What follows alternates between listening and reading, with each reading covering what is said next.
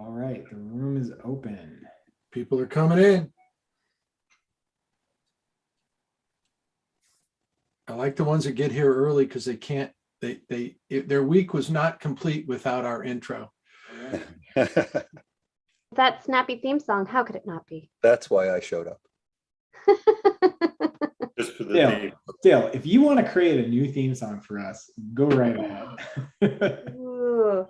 I want a hair band. How much more Yes. can I give? I've given you a name that you don't use. Show up. I work for free. My So God, Dale, please do 80s hairband. Please, please, please. Yeah. I'll do it. Yeah, if anybody in the crowd has a band and wants to give us their music for free, please go ahead. Until then, I don't want to hear it. Who did that? Who did the soundtrack? Yeah. My buddy who him and his brother own a like a audio, they basically they do music for commercials.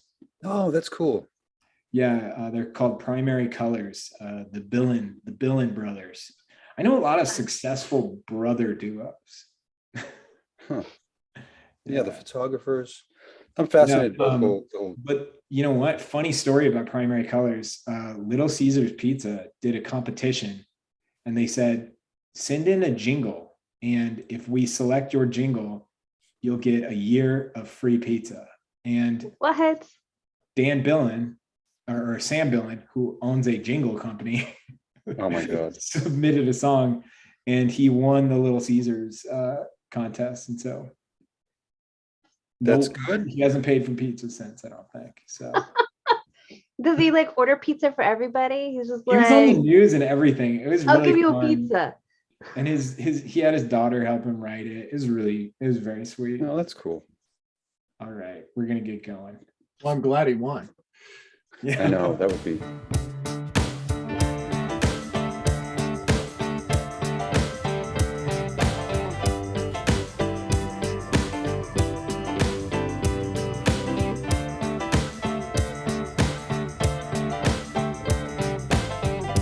Illustration, isolation, illustration, isolation. All right, episode 91. Wow. 9 weeks. We're in the 90s. That's amazing. Hi, everybody. This is John.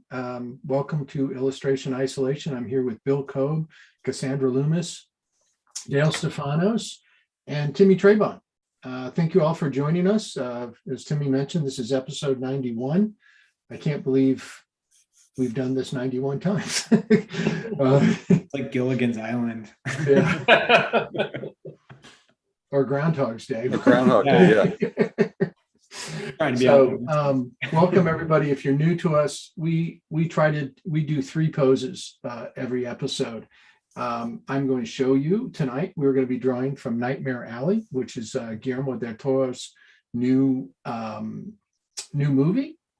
Great visuals. Have not seen the movie. I've seen a lot of stills from the movie, and I'm sure it has just the stills, the lighting, the period piece. It's got a tremendous feel to it visually. I don't know anything about the story, and I think it's a remake from a movie from the late 30s, early 40s. So anyway, if you've seen it, great. But I have not. As always, we're going to be doing 3 poses. The first is the beautiful Cate Blanchett. And I love this. We drew a very similar one to this morning, and I bombed it so bad. I set up tonight and was getting things in the right place because I'm kind of hell bent of getting it a little bit better than I did this morning. This is the first pose. It will be a 20-minute pose. Second pose is Bradley Cooper. And third pose is going to be your choice between Rooney Mara and Willem Dafoe. I drew Willem Dafoe earlier today, and it was my more successful drawing. He's very, look at what's there. You got a lot to work with. You got a lot of wrinkles. You got a lot of facial hair, scruffiness. it makes it easier for character. And then somebody is a person that is as gorgeous as Kate Blanchett. You got the other problem, trying to make it as delicate as that. And we'll talk about that as we're drawing. But I think we're set to go. This last pose is a 40-minute pose. So you could do either or you could do both. So we're ready to start drawing. Post your work in between poses to hashtag illustration isolation. And we're all set to go. Yeah, only thing I was gonna add is if you want, we usually share to Instagram, but if you want, go ahead and post it to Twitter and you should tag Del Toro. I just dropped his here. I'm gonna drop his handle in No, it's a good idea. I'll drop He's his a handle in the big chat. supporter of the arts. Yeah, he's a huge supporter of the arts, so you should do it. Did that this morning. Or John and I'll get a cease and desist. Right. Or there'll be no episode 92 is what's going to happen. Yeah. Or It'll we'll get him be to join. Del Toro's attorneys have entered the chat. Yeah. I was looking at his artwork earlier when I was pulling this stuff. I mean, he's an artist himself. His whole life seems to be a piece of art. His house is amazing. Yeah, I like it would be a dream to see his house, and like I've seen pictures of his collection and it's awe-inspiring. Yeah, it really is.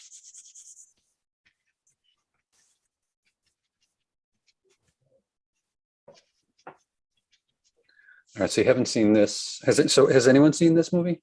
I didn't know, is it out now? I don't know. I didn't know. It just about hit the theaters, so I doubt very many people Oh, have okay. seen it, if anybody has. it. Just came out. I just wanted to know how it stacked up against Dune. It's not as effective a dig since Ray isn't here, as usual. Yeah, as usual. He may pop in out of the blue. That seems to be his game. Is like right when you think you won't see him, he shows up. Yeah. Say his name 5 times fast and he shows up. But you have to be looking in the mirror. It's like the John Oliver show. Every time he claps or snaps his fingers. I can't believe I can't. Something happens. Yeah, something happens. The great, really famous actor. Beetlejuice. Pardon me? You're talking about Beetlejuice? No. Somebody else said that. Yeah. Bill, you said the 5-second thing.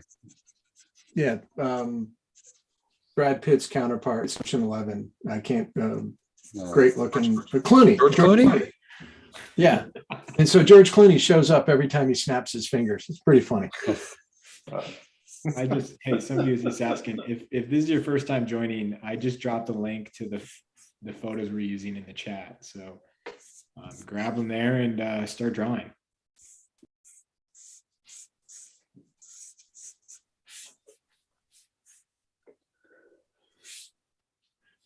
You know, I've never confessed to be that smart, but I do these portfolio reviews and it makes me exceptionally stupid.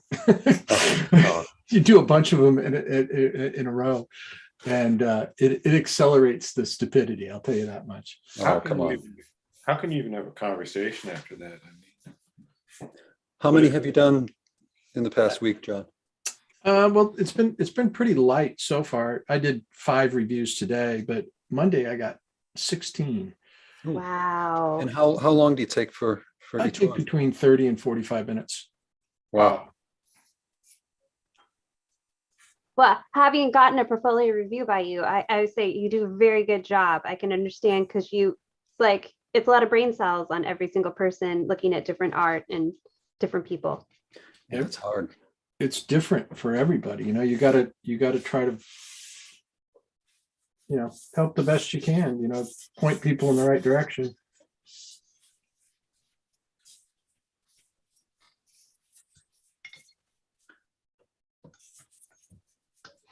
Which I just I dropped a link to portfolio review page if you want to book one. If you've already booked with one, if you've already booked one with John in the past like 6 months, please let other people give it a try. John's, as he mentioned, the schedule is pretty packed. Oh, do you have repeat? We get repeat. Quite a few repeats. Oh, Yeah. okay. Well, that's good. I think it's like, it should be like a doctor visit, like once every 6 months, probably. Well, you know, like in the some of our students come in and they'll come in multiple times and they have questions about, you know, how to move forward, what classes, that type of thing. Sure. And I'm always open, and to the students that do that, you don't have to wait. You can do that anytime in our program. Yeah. Just Yeah. message me in Slack. Yeah. No, I think it's good. It's a good idea to wait until you're as busy as you could possibly be. Mhm. Thank you, Dale. You're always such a good help. No. Big help. I just want to see you really achieve your full potential, John. Yeah, I'm working on it. John, Jeff's giving you a nice shout out too. He said he really appreciated your portfolio review. Who was that? Jeff? Oh, good.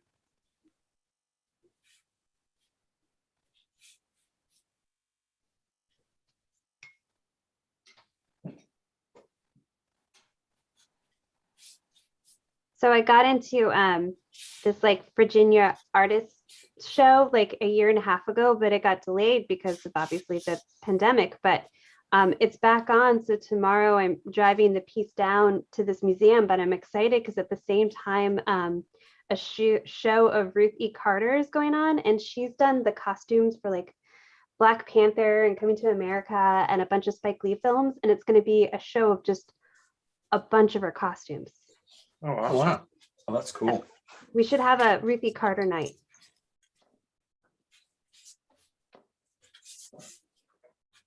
We should have a costume night where we all come in costume, but we're never on camera. Or do the Bill style and just jazz up our hands. There you go. Cassandra, is that what you were busy with earlier this week when we were texting about the blog? No. I got into like Surreal Salon in Baton Rouge, so I was packing up some art for that too. Oh, cool. It's like it all happened at once. That like a piece sold to go out the door. I got into one show, and then this piece I'm just driving down to the museum. Oh, nice. Fantastic. Yeah, Cassandra's blog post will be going out next week. It's the long anticipated acrylic review post. It'll be great. Oh, I like Can't wait. totally overanalyzed everything. So Oh, It's that's really good. great. It's very detailed. I love it. Oh, I can't wait. So how many different did you try different brands, or what is this? Yeah, Just give us a tease. I did 7 brands, and then I kind of took advantage of the fact that it's the holiday season. So I got paint sets of the primary paint sets for each of them. So I just looked at all the paint sets of what they put together and how good their paint is. And Oh, that's great. And you don't have to know spoilers, of course, but did you end up with a favorite? well, I kind of started Clear out winner? with, I have my favorite brand and just kind of pitting these against them to see if anybody could win out. Could I brand switch over it? So it's like a cage match. Yeah. Love it. I love it. And in this Correct garden, cage golden. match. Bill, I loved your article. That was so well done. Oh, thank you so much. That was, thank you. I really appreciate that. Okay, where do I find this blog? Yeah, Dale, get on it. Where is it? It's extremely exclusive. Well, you want people, what I'm really doing is trying to lure you into telling people No, I how know. to find your product. Yes, I'll drop a link. This is Visual Arts Passage blog. Passage it's- blog. Yeah, if anytime you go to our website, you can grab it, but I'll drop a link here. Don't leave this though to go read the blog. But no, we we're posting to it pretty consistently. It's been a new initiative. It's very exciting. We've gotten some really great stuff. Bill and Cassandra are kind of our latest contributors. Lisa Sear just Oh, wrote cool. she just wrote a mixed media painting technique article. So Cool. I recommend checking it out. Yeah, I wrote a piece on Bill Sienkiewicz and his work, kind of breaking down, how elements of his work and what I think it sort of how it's put together and what it consists of. I like how you described his work. Like, the Ralph Steadman meets Disney meets like just, when you put it together like that, I saw all of it. Oh, thanks. Yeah, no, that was fun. I was trying to think. I rewrote that part a few times because I was trying to think of a good analogy for it. That was good. Thanks. Yeah, it was a lot of fun. It started out with all the personal stuff at the beginning, Mm-hmm. and then I edited it down, and then Kind of like it was like a fear and loathing approach to. Yeah. And, No, I like how you kind of focused on him first and then turned it to your personal experience. I like your choices you made. It was good. Thank you. Yeah, so it's his fault that I'm doing this at all for a living. Well, it looked like you wrote a nice message on your Facebook post of it. He seemed very Yeah. appreciative of your kind words too. Yeah, he did. That was nice. So. Yeah, that could have gone either way. You know nothing of my work. Knowing Bill, that could have gone, well, both Bills, that could have gone either way. It's so weird that he wrote that nice comment, but like also sent the restraining order. It's a nice balance, really. I'm just kidding. It's a really good article. I highly recommend checking it out. And both Bills are both really sweet people. So Yeah. we know that. You guys are both Joking. my favorite Bills. Thank you. So. So part of just not to give anything away, but this gives something away. When I was in the blog post, I mentioned being at a comic book signing that Bill did back in 1983 and early 84. So long time ago. But years later, I saw one of Baron Story's journals when he was my teacher, and he had a drawing of Bill in there. So he was at the signing Oh, wow. and could have been standing right next to me, and I would have never, Huh. I would have never known. I was looking at Bill's work just coming out when I was in college. And what blew me away after I got to know of him and learn about him and got to know him was he was only a couple of years older than I was. Oh my God. He got started so early and so fast. Oh yeah. I mean, Bill's what? He was born in 58. So He's 63. yeah. Yeah, he seemed to, I remember when the first time I saw his stuff was, what was it, Moon Knight? And then that Elektra Assassin. So I don't know if he had done much before that, had he? Does anybody know? What's that? Had Bill done anything that was known before? Oh yeah. Moon Knight? Bill was working on. I mean, he was working on Moon Knight. He did the Fantastic Four. He did Oh, I didn't know about this. Fantastic. the New Mutants. Tons of stuff, and then also some illustrations too. Well, yeah, that's where I saw his work, the stuff he was doing for, he did some work for Playboy. And it was beautiful. I mean, really great stuff. And I thought he was a traditional, just approaching a traditional track with illustration, but had no idea that he was, a comic guy. Learned about that later on. Yeah, and but Yeah, so he, I mean, I think he was about 20 when he started, or 18, 19. A very smart, funny thing that he did. When he first got out of art school, he moved to Westport, Connecticut, where basically the little towns around it, but all the major illustrators, magazine illustrators and notable illustrators out in New York, a lot of them lived in Westport. Yeah. And he rented an apartment purposely right next to the art supply store. Max's was the only art supply store in town, only game in town. And so he would sit and watch for them to come into the store. He would go out and introduce himself. Brilliant. He's like sitting in his studio stalking. Yeah, he said, he goes, I would be watching my funny. window as much as I was my work, because I want to, that's how he met Bernie Fuchs. Wow. And I think he met Peak that way too. It's like a little stalkery and fascinating and smart. Kind of all together, right? Yeah.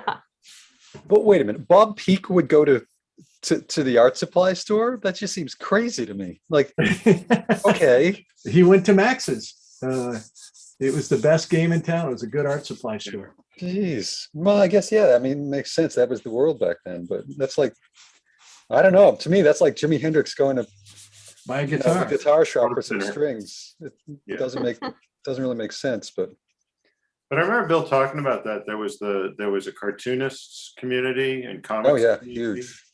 and there was the illustration community. They Yeah, not mix? So he knew a lot of guys like Stan Drake, and And they were separate communities too. Yeah, I they mean, didn't- pretty separate. yeah, that's what he was saying.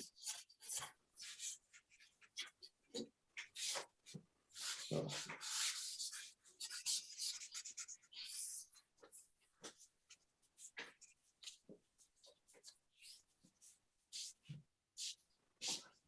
I do think it's funny, like sitting up in your studio and like, oh, there's Mark English. I'm gonna go talk to him. You know, there's Bob Peak. All right, that was my Just chance. even the thought process of like finding the right apartment. Like, I need the view of the art supply store. Yeah. I keep thinking the scene in Forrest Gump. You know, it's like, I'll take it. Yeah. After the doesn't care about the apartment at all, anything about it. It's just its location. Yeah, I'll take it. There's no bathroom. That's okay. The That's rat okay. runs over his foot as he steps in.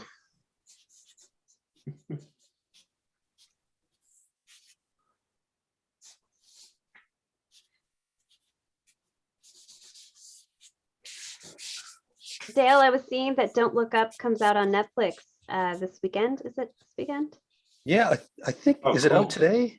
It's out really soon. is it really? We're all very excited. Yeah. Yeah, I want to see it. It's supposed to, it's been getting good reviews so far.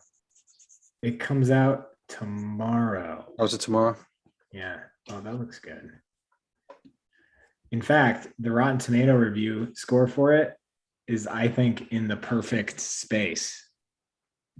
I tend to not like anything. I mean, it's not that I don't like it, but generally I feel like there's a like above 90% means it's like too much of a crowd pleaser.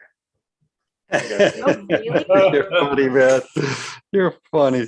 Don't you know what I'm saying? Too though? good. Like, I know what you mean. Yeah.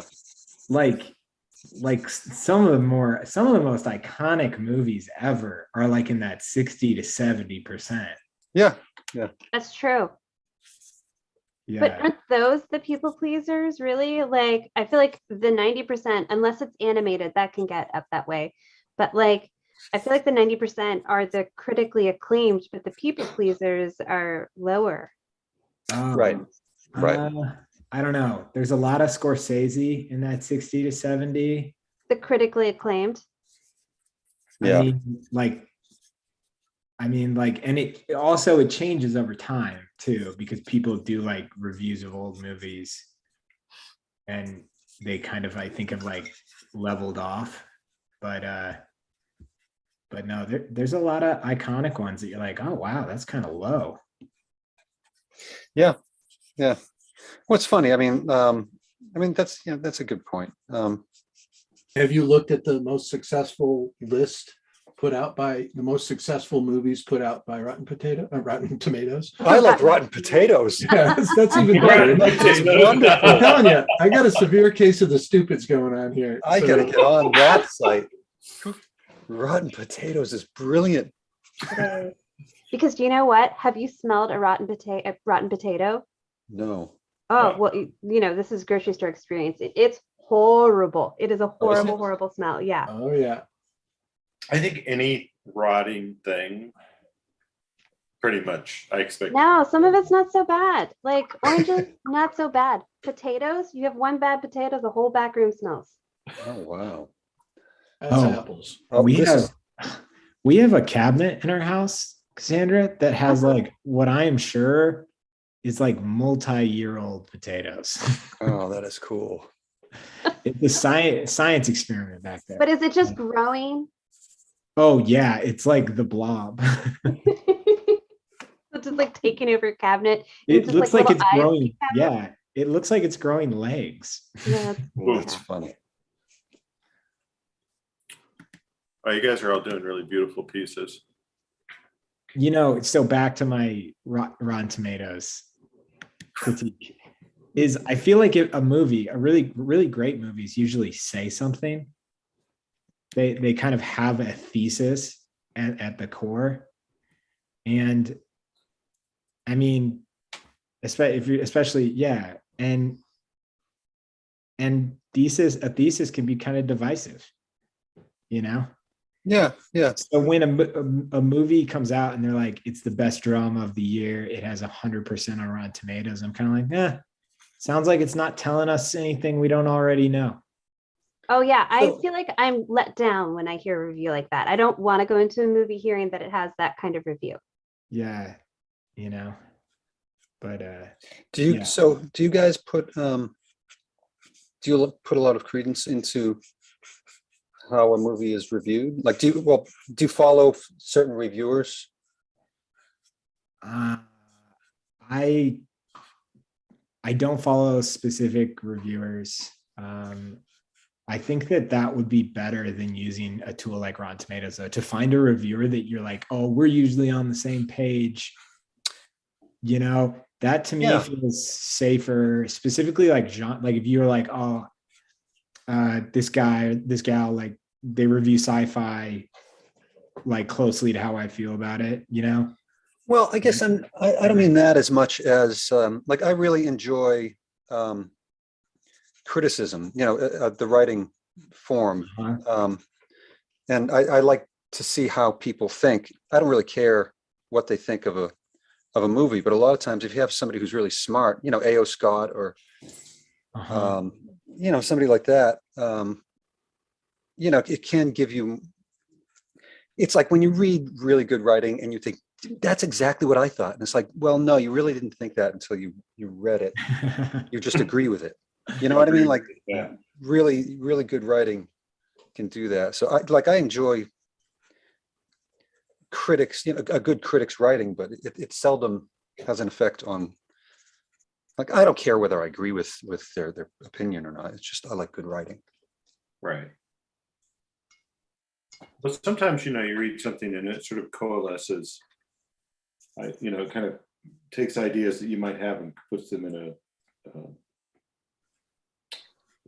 intelligible. Well, yeah, that's what I mean. It's like the good stuff the really good stuff, if you agree with it, then you're like I said, well, yeah, that's what I thought. And then if you don't, eventually you sort of morph into this position where you thought of that idea, right? Or at least I do that. I find myself doing that all the time, and I try to be aware of it, but I think I'm just full of it. That's Well, I think it's like anything where you recognize yourself in it, yeah, good point. Yep. Um, Yeah, that's right. That's a really good point. I feel like yeah. with the one thing that does bother me about movie critics is I feel like this is the most cliche thing, is they always try to find some way to tie the title of the movie into their critique. And it'll be like, I watched a movie called Touchy that way. It's so dumb. I watched a movie called Kevin in the Hole, and the reviewer was like, this movie shouldn't be called Kevin in the Hole. It should be called Kevin and the Holes, because the only hole you'll find in it is in the plot. And you're like, Oh, and Yeah. I feel like that's the most like the Well, most I see. It's like every other review. yeah. Well, I mean, that's just dumb writing, Well, Yeah. you know? I used to love watching Siskel and Ebert for sort of Oh yeah. that reason, because was- they would yeah. just their smugness and sense of their own cleverness.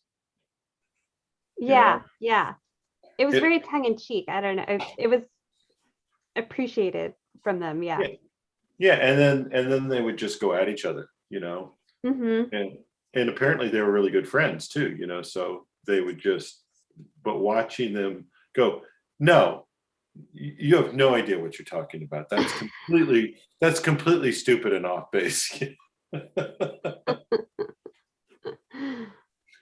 I remember hearing a reviewer say one time that anytime he goes in the movie and he hears someone say the title, he moves. And now, like, it's stuck in my head, and I'll do it automatically, like at home. Like, if they titled it "Don't Look Up" and they'll look and they'll be like, "Don't look up," I'll just be like, "Moo." It's like in songs, you get that a lot. Like the title of the song is in the song, which it doesn't have to be. Yeah. Well, and especially if it's like an elaborate long title or something, and it's just not necessary that they say it, but for some reason they just had to put it in there. Yeah. I don't mind that as much as announce the like, who does it all the time? DJ Khaled, is that his name? Like, you announce your name. Oh. Yeah, but Dale, Yeah. I wish John Nymeister was here, because he would explain. I'm not going to put words in his mouth, but I think he would help me explain why that is so important for. Oh, yeah, it's a copyright thing. It's really drenched in like a history of hip hop producers their music being stolen. Seriously? Yeah. Yeah. Oh, so they're signing their work? Yeah, they are. That's what that is? That's interesting. Yeah. Oh, that's pretty badass. Yeah, Okay, I so take it it's back. not. Somebody said it's not a rapper's thing; it's a producer's thing. Yeah. And it's because, like, especially with the rise of, and I'm kind of like, I'm not a historian on it, but I believe, like, especially with like the rise of SoundCloud and like artists like sampling stuff and just tossing it up on SoundCloud and then becoming kind of like internet famous SoundCloud rappers. They would just like grab beats from a producer and like put out music and never credit the producer. The producer wouldn't get anything, and then this like that's really ironic. And then though. this like SoundCloud rapper would have like 1 million like listens. Yeah, but I mean that goes right to the very heart of how hip hop started. I mean, so it's not, but it's not all anti-sample. It's just like producers not getting credit for what they're Yeah. doing, which I would say most mainstream hip hop now that's sampling music, people are getting checks, because you kind of had that, like the Watershed one was the Paul's Boutique. Oh, I wasn't even thinking that far back, Dale. That's interesting. I was gonna say the like legal case wise was Jay-Z's song Big Pimpin' was a sample of an Egyptian musician. Oh, wow. Yeah, and I think it was so, my guess is that it was so, like, the world just wasn't as connected then as it is now. And they just thought, I don't know what they thought. I mean, they just thought they weren't going to give it credit or something. And it was a pretty long legal case where I believe they lost and had to pay quite a bit to the estate of that musician. Yeah. Huh. But if you listen to the song, you'll like immediately be like, oh yeah, that wasn't, I mean, I don't know. But didn't that happen with blurred lines too? I think that was That was straight up like, theft. yeah. Yeah. I don't know. I don't know the story about that as much. Yeah, I don't know. It's my dog has an opinion on it. your dog saw John's I was gonna say, hand did you see and John? thought, man, that looks delicious. Whoa, John. Yeah, I was just looking at John. John, that piece looks really good. Thanks. Here, I'll spotlight it for everybody. John, you get the Chris Payne Award of the night. My God. Yeah, her Yeah. cheekbones are lovely. Jeez.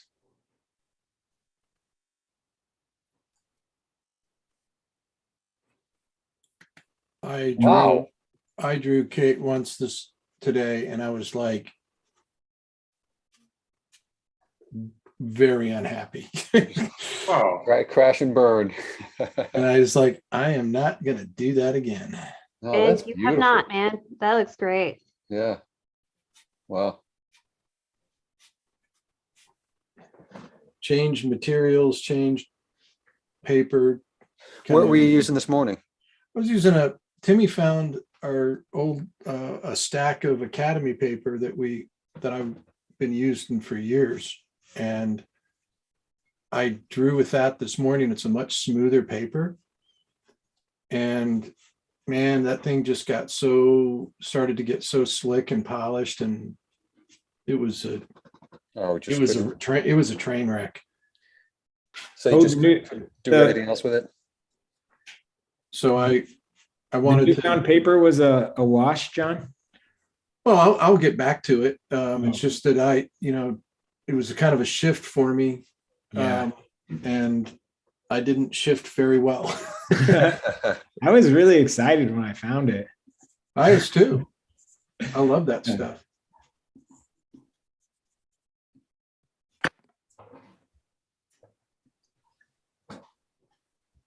Anyway, I think we're done with our first pose. I think Yeah, we are. we should be. Yeah, we'll move on to pose number 2. So in the meantime, please post your work to Instagram using hashtag illustration isolation and at visualized passage.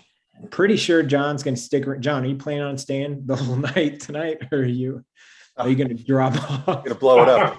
Yeah, I might drop off at some point. You're going to just Irish goodbye again? Yep, Yeah, internet issues. you'll drop the pastel. Yeah.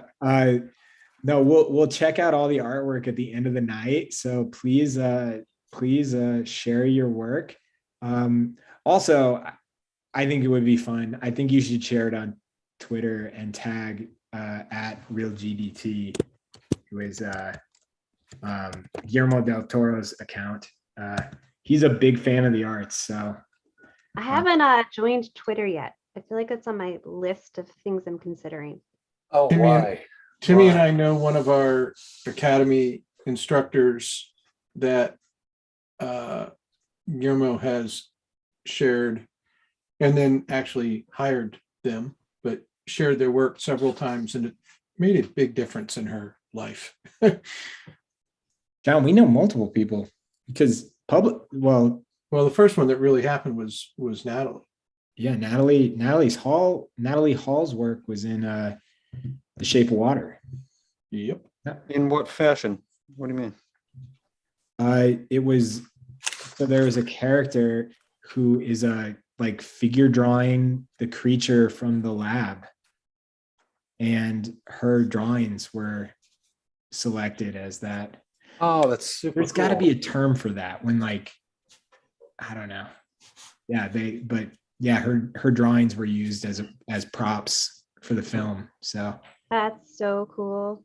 and it was like when that happens, yeah, it was actually kind of a big feature in the movie. Like, it wasn't like one of those things where it was in the background. Like, it was a big part of that character's story. It was really cool. That's cool. Yeah. Timmy, are you on Twitter? Visualized passages. Yeah. You're at VA Passage. I just didn't know, like, if I haven't done Twitter. If people are kind of talking about it, just because Instagram is shifting more to video over photos. And so some people are kind of talking about shifting over to Twitter because photos are still kind of going strong there, like as artists. I was just curious. If Yeah, I anybody had opinions on that. prefer Twitter over Instagram, but I don't know. They're probably all evil. Well, I Yeah. find a lot of cool, fun stuff on Twitter, and It's just, I don't know, it seems like. Oh, I hope I don't have to go anywhere else. John, don't worry. We're gonna it'll be okay. I was thinking about going back to MySpace. It feels like Twitter is just more, you're more apt to get toxic on Twitter than you are on.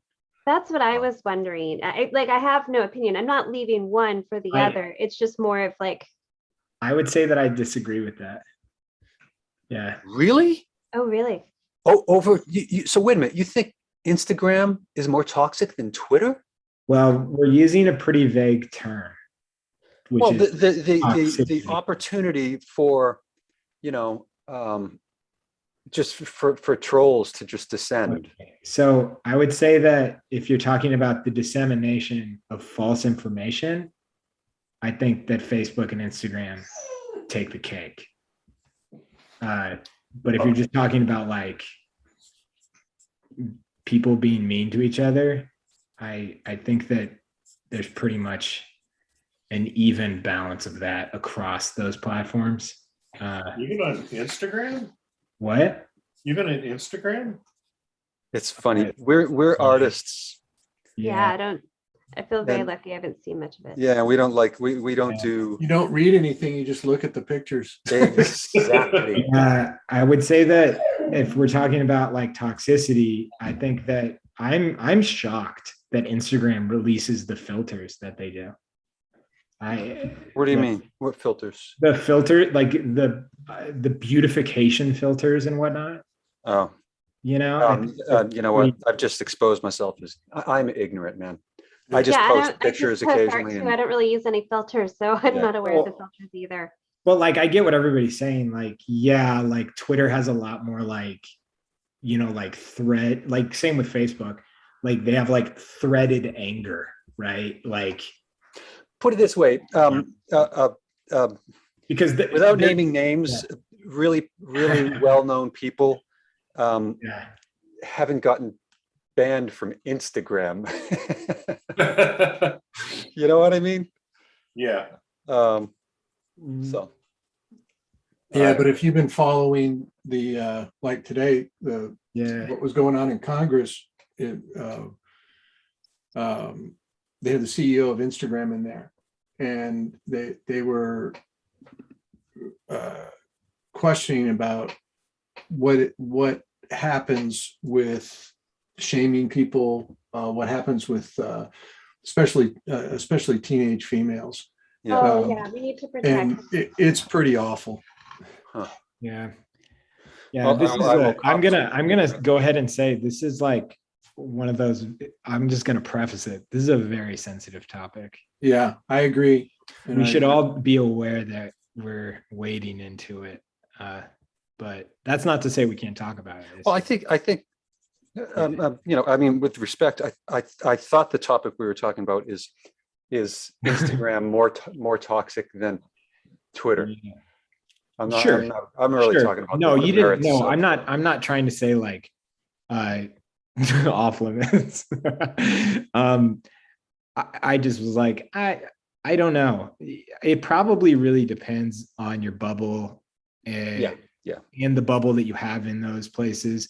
And there's probably pretty compelling, like Twitter is more from a user experience, is designed more for threaded conversation. Right. And, Right. and Instagram threaded conversation really is just like not part of that and it hasn't been part of it in the way that it is with Twitter historically. And so like, for a troll to really thrive, like you gotta have that thread. Yeah, you need some juice. You need some back and forth. Yeah. Well, and yeah, also, I was exactly. just curious as artists, you were mentioning people are connected with Guillermo del Toro on Twitter, which, so I'm just curious as an artist, do people have experience with Twitter and do they find that like it's a good place to be? Hmm. Or if it's helpful? Yeah, not me. Um, I don't. Personally, Cassandra, I Yeah. would say that from a marketing standpoint, if you're an artist, Twitter is obviously, I don't want to say anything that just makes me sound stupid. It's because I'm sure somebody could like correct this, but I feel like Twitter is still fairly visual. It's not as visual, obviously, as Instagram, Mm-hmm. but everything on Twitter enables the user to allow third-party links very easily. Oh, I And see. Instagram is very much designed to keep you scrolling Yeah. mindlessly. And Twitter, I feel like, does encourage, while they don't want you to leave the app, it does encourage you to like go to sources off of the app. Whereas with like Instagram and Facebook, really the only reason they want you to go off the app is to go to an advertiser. And Right. so that's my personal insight. That's how I feel about it. That's a really interesting perspective. I don't know Twitter at all. Yeah. Yeah. If you wanted somebody, if you as an artist, and I'm talking as like a small business owner, but as an artist, I'd be curious to hear what somebody's perspective on that is. But personally, I would say you're gonna have a lot more luck getting a person going to a third party link on Twitter, where that is just not gonna happen. I mean, personally, that is just not gonna happen on Instagram.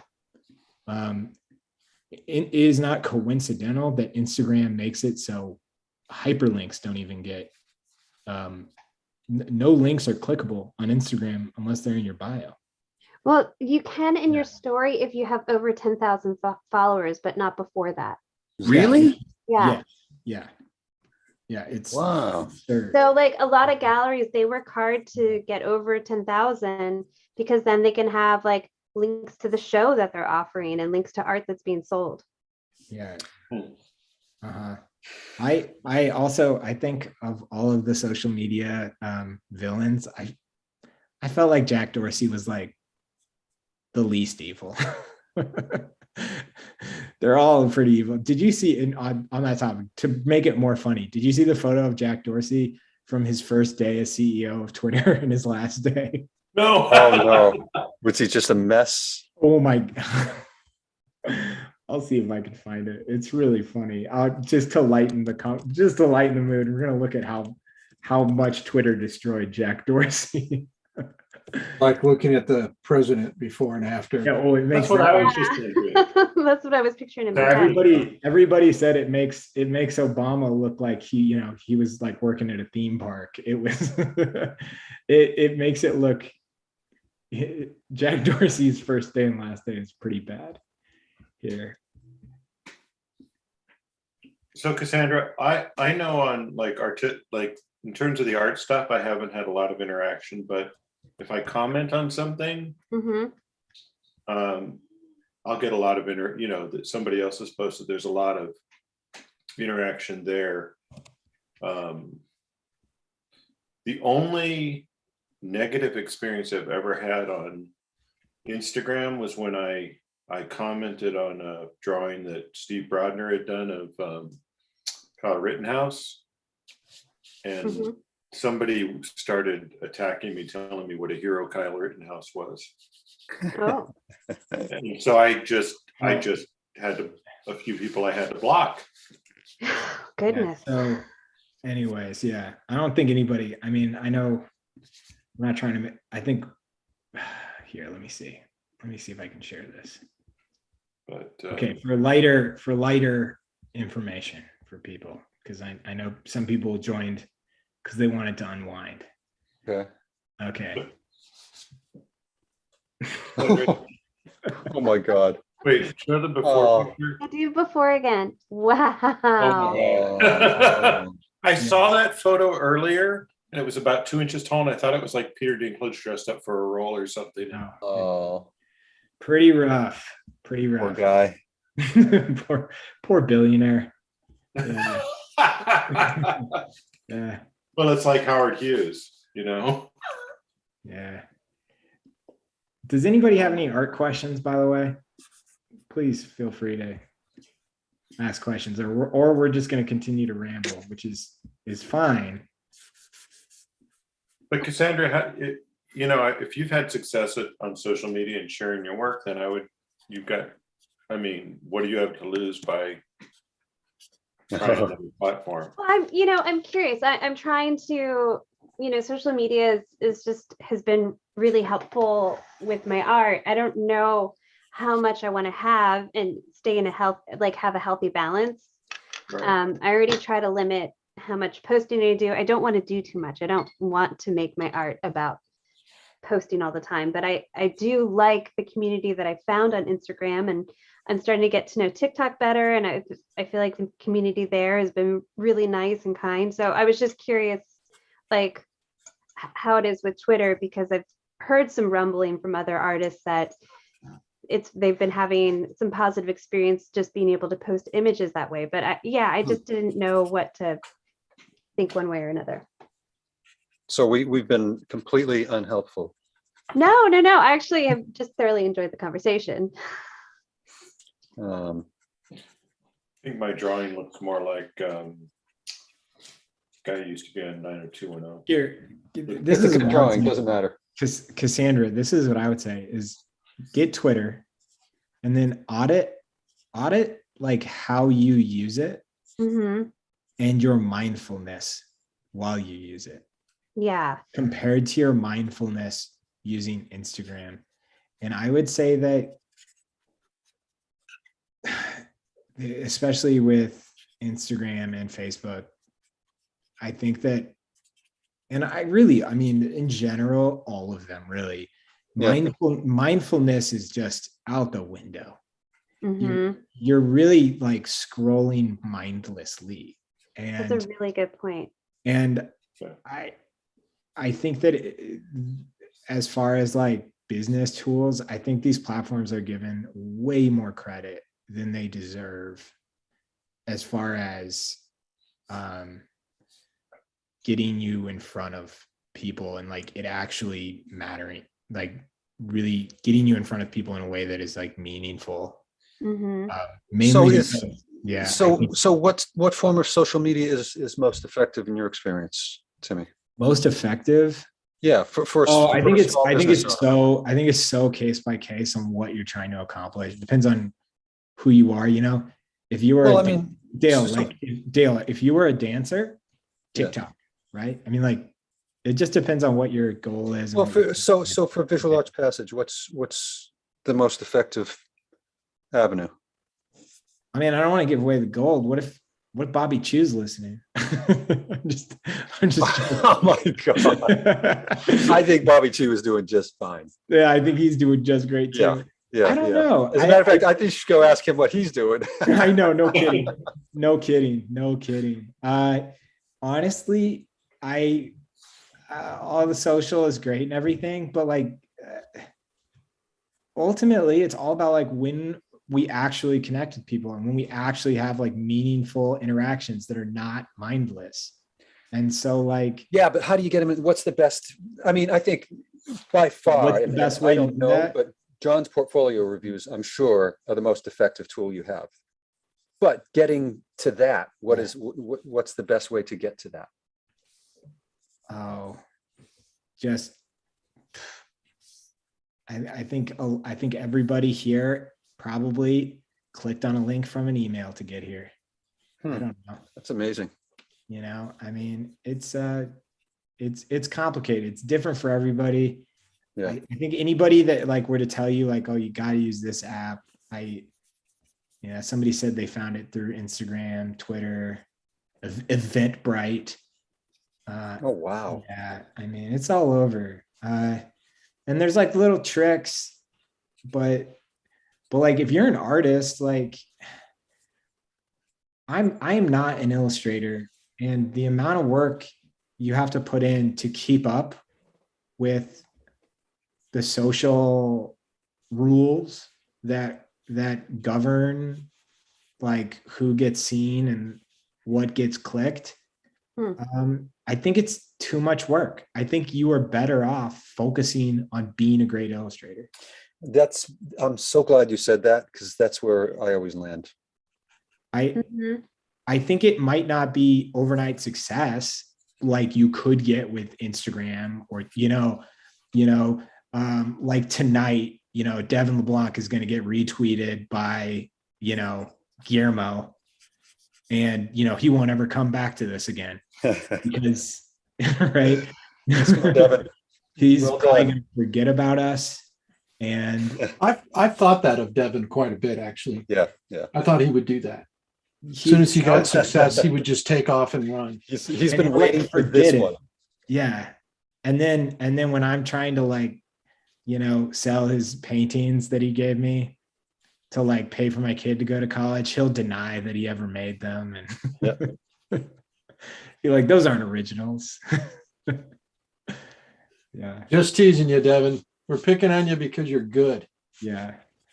Well, that's my plan for success. I don't know I about you thought guys. that might have been that guy Wow. walking in. Wow.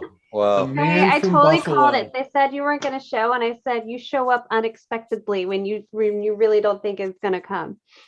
I showed up exactly when I'm on time. I'm exactly when I planned on showing up.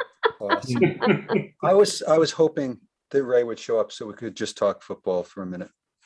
All right. Anybody else have any topic of discussion? John, I think I saw your hand up. Ray, before you start consuming all the air in the room,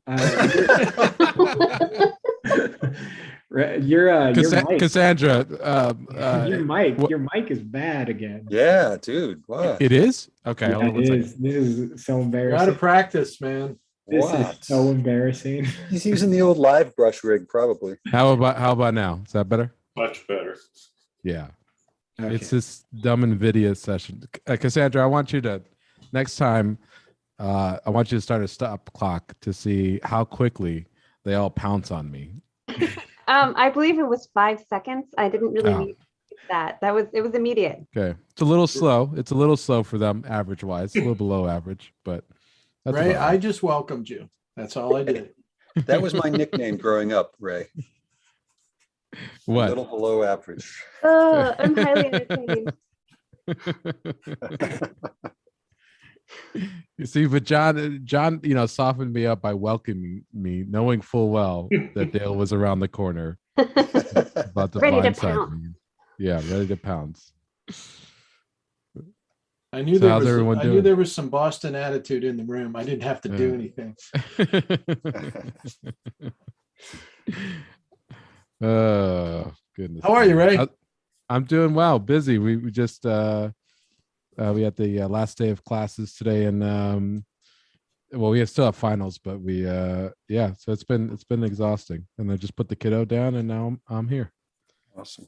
Thanks for Yeah. joining, man. Yeah. Yeah, no, my pleasure. I saw the reference, it's just so killer. I was like, oh my goodness. I was just staring at it, on my lunch break, and I'm like, I should join, and I should hop on, and no, I have Dale might he's be pretty- there. Dale might be there, and I just don't want to. No, Dale. Maybe Dale won't be there. Yeah, that's actually how. Yeah. What if he is? I mean, What if like, he you know, is? Yeah, exactly. Oh well, sorry about that. No, you're not. You just No, I'm barely not, I'm missed. not. You just literally barely missed Guillermo. He stopped in. Del Toro, Oh, yeah, yeah. for the first post. He was fan. here. Big G. Yeah, we'll tell him I said hi. Yeah. Oh, wouldn't that Oh. just kill you, Ray? I would absolutely destroy me. I would have made up something up like, tell him I said, the licorice is bad. He'll know what that means. How this? Oh yeah. Like, Make a Paul Thomas Anderson rag on it. yeah. Yeah. Yeah. I didn't even think about that. Yeah. That's what probably I thought you were referencing. No, that would have been that would have been smart, Timmy, and you should know better about me.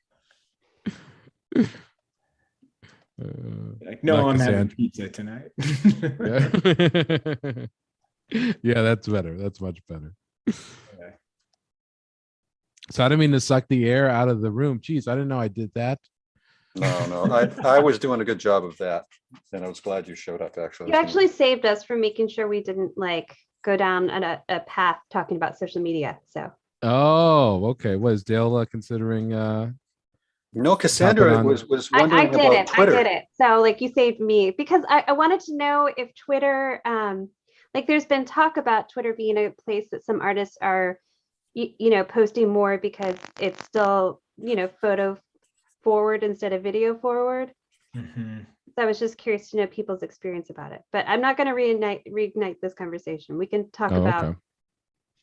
Well, Ray, you're pretty active. Are you on Twitter? I'm not on Twitter, so that would be a safe space for you. Well, I think I might be now that I've some new information's come to light, man. But I will be there soon. Yeah. Now, I was for a little bit, but I just mostly push my Instagram posts to Twitter, and that's about it. But I know a lot of people have had success on Twitter. I think just whatever works, to be honest with you. I mean, it always changes every Yeah. 5 years, It's like I was overhearing what you were asking Timmy, what makes visual arts passes so successful, and I didn't want to. I was gonna ruin it by chiming in until Timmy was like, "Yeah, it's a good thing that Ray's not here. He would have sucked the air out of the room." But I was gonna say, you guys are still on Blogger, right? That's how you get most of That's it. the traffic, You just described the marketing plan right there. Yeah. Oh, I thought it was MySpace. We sent out MySpace, no. flyers. Hey, we sent out flyers. Somebody wrote me an email the other day, and they were like, "My dentist told me about you guys." Wow. And I was like, "Sick." That's because we're in the pages of Highlights magazine. Well, no, I was gonna be like, I was like, we just need to get 4 more dentists approving our. Yeah. I mean, it's a great place to have advertisement because you're, stuck sitting in a waiting room for your turn. If there's a delay, you'll look at any magazine, even if it's 8 years old. I mean, I was bummed because he was like, "Do you guys have any like film directing classes?" So it was like his dentist really butchered our brand, but but I was like, "Sick. We're so big. We're in dentist office." Yeah. I'm hip. I'm with it. I used to love going to the dentist because I would always be in one of those magazines. So that's fun. Yeah. Well, that was a great story about you, Dale, yet again.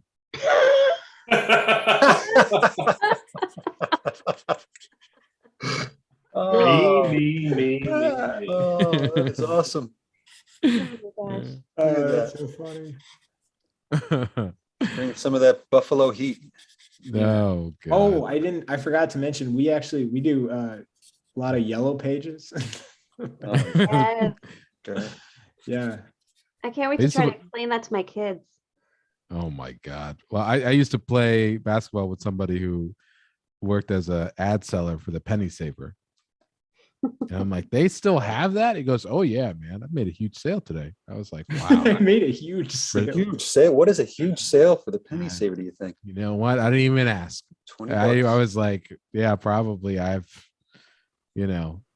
guess it's whatever, however you get your, the getting your stuff in front of the right people, right? Which has always been the issue with, we were talking last week about like the illustration source books, right? Yep. Mhm. Like that wasn't even a topic of conversation. Like now, it's like, it doesn't usually come up. But yeah, I'm sure back in the day when, Dale, you and John and, we're getting started, or even, I don't even, would that predate Chris as well? Or would Chris be around that time? Chris is about 6 years older than I am. Okay. And he started about, I don't know, 4 or 5 years before me, probably. So would that be the studio system then for him, or? Yeah, he went to work in a studio. Yeah. Okay. He rendered tires for 3 or 4 years before he ventured out on his own. That is awesome. He was in Toledo, Ohio, rendering Wow. tires. Damn. And you know what? He was probably like, this is amazing. Yeah, he loved I it. broke in. I made it. Yeah. Okay. Eventually, he started giving the tires too much character, probably. Like doing characters of certain tires. Oh, Right. all-terrain tire. This is awesome. I can see Like, it. Chris, tires are round. Right. Hey, I gotta back up a little bit, and you kind of went there anyway, Ray. But I'm gonna age myself a little bit. My first year started as an illustrator. My first apartment I moved into, I had to get a phone, and I took out an ad in the Yellow Pages under Wow. Illustrator, and I was the Wow. only illustrator dumb enough to do that. And so I was the only illustrator in a pretty major metropolitan area that had a business ad for illustration. You would not believe how many calls I got from that. I No bet. way. And Smart. then the best call I ever got from it, that's how I met Brent Watkinson. He called me off of my That's ad. amazing. That's how Brent Wow. found you? Yep. You know, That's one of so my best fantastic. friends in my life called me, and Just to see if it was a joke or not, like as if there no, was a he- real he illustrator on the other was end. just or- getting out of art school, and didn't know any illustrators, and so Wow. he saw the ad, so he gave me a call. And next thing you know, he was at my studio and talking about. It was really funny. Brent, I love him telling the story. I said, got to know him. He had been in my studio a couple of times, and I said, hey, Brent, maybe sometime I can work it out. You should come to lunch with my dad and I. And I said it to him, I guess, a couple of times, and finally he said, well, why would I go to lunch with your dad? He had no idea who it was. Amazing. So that's where Brent Watkinson started. Graduated art school, but he didn't graduate with an illustration degree. I give him that as credit. Right. Right. He was a photographer, right? Well, He started he was a out, or- fine artist. He was working as a photographer when he started. Oh. And it was unbelievable because he photographed all my work for many years and made transparencies. And that was how you had to put a portfolio together, was 4x5 yeah. transparencies. And they I'm so cost a jealous fortune in about the that. studio, and Brent did it for me. It's so hard getting good photographs of art. Yeah, I have a whole system now that is actually do you know you folks familiar with Howard Lyon by any chance? Oh, yeah. Yeah. Yeah. So Howard is good friends with Tyler Jacobson, and Tyler and I were like just grousing over having the photograph work. And it's just it's the worst, and it's like, oh my God. And Howard had this taught Tyler, and Tyler related to me about polarized filters. Cross-polarization? Yep, cross polarization. It's just changed everything, Yep. I need a lesson because I'm fighting glare nonstop. That's what Brent taught me. And I went out and bought a 4x5 camera, cross-polarized the film, got a polarizing ring for the camera, Mhm. and went to town shooting work. Now I'm trying to redo my studio enough that I can leave that set up all the time. Hey, we need to move on to the last post. It is, Standard. we're There's well a- over. So, hey, one sec. Oh, yeah. So everybody, be sure to post hashtag illustration isolation and @visual arts passage on Instagram. You can also post on Twitter. According to Cassandra, the future of illustration social media. Has anyone heard of And Twitter? no, I was gonna say, if you want to, I recommend it because he's a huge fan of the arts, and I think everybody here has got really great talent. So tag Guillermo, real You G. never know. You never know. And two artists that John and I personally know have had really cool stuff happen, like exclusively because of his Twitter account, which is kind of I mean, not exclusively, they were very, very talented, but it happened through Twitter. So kind of It accelerated the process. Let's put it it that sure way. did speed it up. Yeah. Though on the phone book topic, John, and how you met Brent, that's so funny because I was listening to trying to I can't remember. I think it was what's his name who started Momofuku, David Chang. Mm-hmm. When he was living out of the country at one point, and he would call, I think it was him. He wanted to know the score on like Cubs games or something. And so he would call just like random phone numbers out of Chicago and just like if during the game, and he would just eventually find somebody who would then just Be a Cubs fan. who was a Cubs fan who was watching the game and would just talk to him. Yeah. Well, that was when I was going to University of Kansas. They had KU info, and you could call, and they would research and answer any question that you called their phone line. Oh, it's funny. Yeah. do Precursor have to Google. Question here. Says, I'm in college for graphic design. Do you have any tips about joining the illustration space? Oh, iSpace? I have no idea. I thought I that think, was. Go ahead. do they mean Let's just answer like that becoming an question. illustrator? Yeah. Or a community or something. I don't know what is that, or is that a I think that means, specific thing? guys, I think space is like industry. Yeah. Yeah, yeah.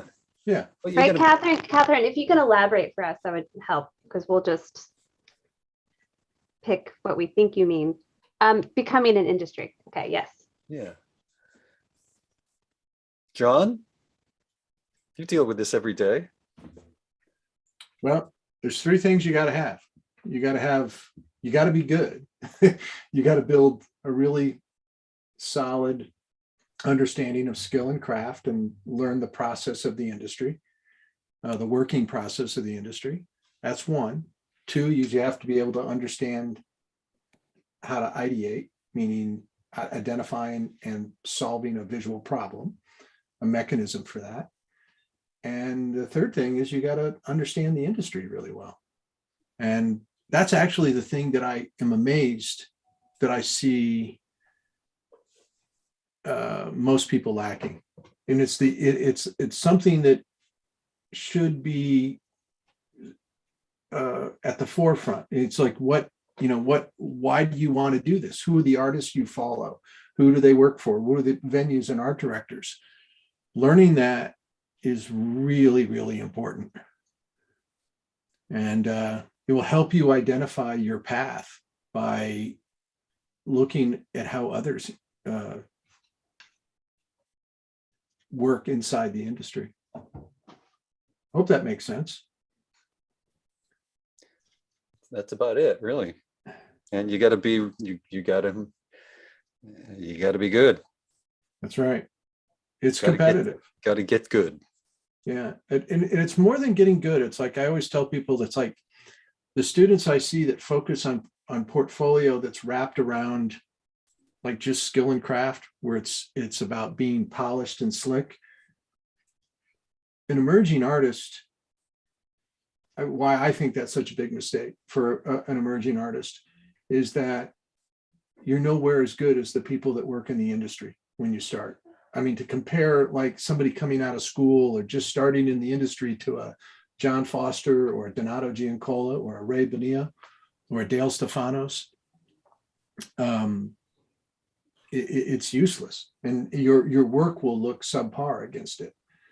So you have to develop voice. You have to develop yourself. What makes you unique, and that's really the ultimate objective of the emerging artist is to make a group of art directors remember you for what you do. And why should they? They have the budget to hire anybody in the industry. In most cases, or in a lot of cases. Why are they going to hire you? And you have to show them why. somebody else follow that up. I feel like I'm lecturing. No, I think that's No. a great point. I mean, you have to follow something that you love to do as well, because the people you're competing with love what they do, and they do it really, really well. They do it all the time. But one thing that you said, I think earlier, I think it was either last night or earlier today, was identifying your own strengths and weaknesses. Yeah, it's important. And being honest with yourself, and being open to criticism and feedback, because the criticism you get from other artists, at least, or your teachers and people like us, is meant to help you. Yeah, like we do that all the time. Like, Dale, that really sucks. It does. It does. I'm totally Trying to kidding. help Dale. But that was Totally helpful. kidding. That was very helpful, though. Thank you. Yeah, how constructive was that? So Dale's really trying to help Ray. I think it was perfect. I don't know. Yeah, that was Ray sending me love on that one. Yeah. Get him, John. Go get him. No, but it is, you go look at Dale Stefano's website, and just, man, the facilitation, it's connected to a point of view. It's connected, all of his work's connected. It looks like it comes from the same place, but it's almost impossible to compete with that facilitation. And so it's gotta be what you bring to it. What makes you the right person for that art director to hire you. And that's got to come with some understanding of what the art director is looking for. And that has to start with you knowing who the art directors are and what they're looking for. Yeah. So when you ask about the space, the illustration space, there's a lot of that. So what you have to do is, it's different. So it's not just like, okay, I want to be an illustrator. You've got to really identify, what do I do? Where does that fit into the industry? Who's doing that work? What kind Who's of an hiring that illustrator? work? Right. Yeah. What part of the illustration industry do you want to fit into? Yeah, it's a broad term. It's just like saying, I want to be a graphic designer. I mean, there's so many different types of graphic designers that design different, and it's the same thing with illustrators. They work in all different industries, which require you to have different types of portfolios in order to enter into those industries. So I think what works for an editorial illustration portfolio might not work for. It's not going to work for a concept art portfolio. Right. Which goes back to what John was saying, was meeting the needs of your. Sorry, John. That's okay. Go ahead, Ray. No, I said, well, that's what just goes back to what John was saying, which was understanding the needs of the industry you want to get into. And then, I'm surprised that, they publish really fabulous resource books. Spectrum, Society of Illustrators curated American illustration since 1901. They've published, what are they on their 64th or 65th book right now? Yeah. Mm-hmm. Okay. Spectrum is on their 28th book. American Illustration, Communication Arts Illustration Annual that they publish every year.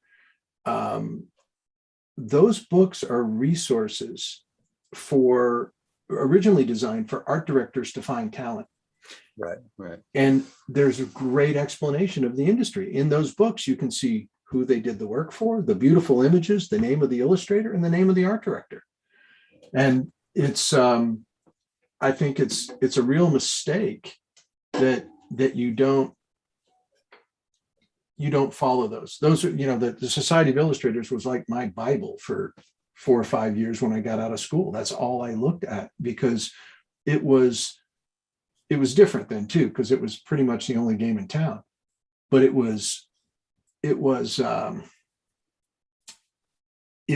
allowed me to understand who did what in the industry, both from the illustrator side and the art direction side. And so I think it's look at the portfolio as as a job interview. And you got to think, okay, first thing you do for a job interview is research the company. And you got to do that with your portfolio. Right. How can you be useful in the industry? Where do you fit in? What do you do? Who are you? And that's after you gain skill and you start to develop a voice. The most successful photographers that I've met, the portfolios that they send to art directors are outrageous. You would not believe what they do to stand out beyond their photos. I know a photographer who sent all of his portfolio. I mean, like, it was not cheap. What he did was, his portfolio was, first of all, like a spine book, but it was in cowhide. Wow. Oh, Like- yeah, I remember seeing the things that people would send out. I mean, Oh my shit. God, it's wild. You just realize how much you have to up your game in terms of. I mean, I'm sure it cost him. I mean, it probably cost him, probably tens of thousands of dollars to do it. Now he was running a business. He was running a business that could support that investment. Well, so this was after he was established. Yes, but he was competing at a new level. Yeah. Yeah. So it's all relative.